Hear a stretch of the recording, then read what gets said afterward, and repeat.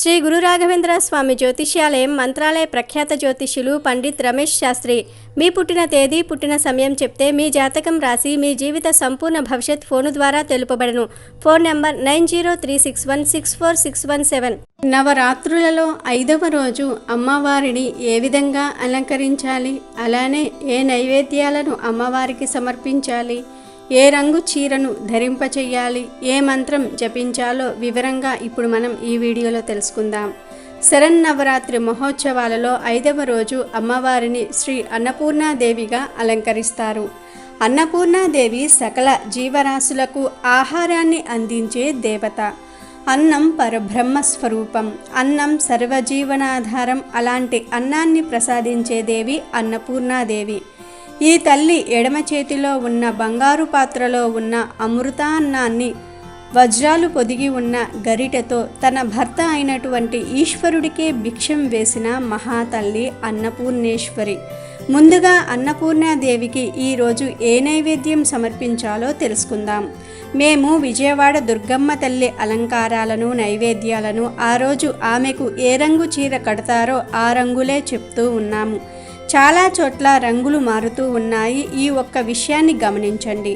5వ రోజు అన్నపూర్ణాదేవికి నైవేద్యంగా పెరుగన్నం అంటే అన్నం ఉడకబెట్టి అందులో చిక్కని పెరుగు కలిపి కొంచెం ఉప్పు కలిపి నైవేద్యంగా సమర్పించవచ్చు, లేదా పోపు వేసి దద్దోజనం పెట్టవచ్చు. అలాగే అమ్మవారికి పాయసాన్నాన్ని అంటే బెల్లంతో చేసిన పరమాన్నాన్ని కూడా నైవేద్యంగా సమర్పించవచ్చు. కట్టు పొంగలిని కూడా నైవేద్యంగా సమర్పిస్తారు. ఇంకా మీకు ఓపిక ఉంటే అల్లం గారెలు కూడా చేయవచ్చు. అన్నపూర్ణాదేవి ఆమె పేరులోనే ఉంది అన్నం గనుక అన్నంతో చేసిన ఏ పదార్థాన్ని అయినా సమర్పించవచ్చు.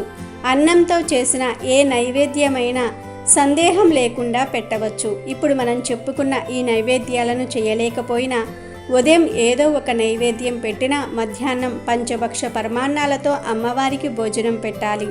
అంటే మనం ఏది వండుకుంటే అది అన్నం, పప్పు, పులుసు, చారు మీరు వండుకున్నది నివేదించండి. ఈరోజు ఎవరికైనా సరే భోజనం పెడితే అమ్మవారి అనుగ్రహం కలుగుతుంది. ఈరోజు అమ్మవారికి ఏ రంగు వర్ణం గల చీర ధరింప చెయ్యాలంటే లేత గంధం రంగు చీర కట్టి అలంకరణ చెయ్యాలి.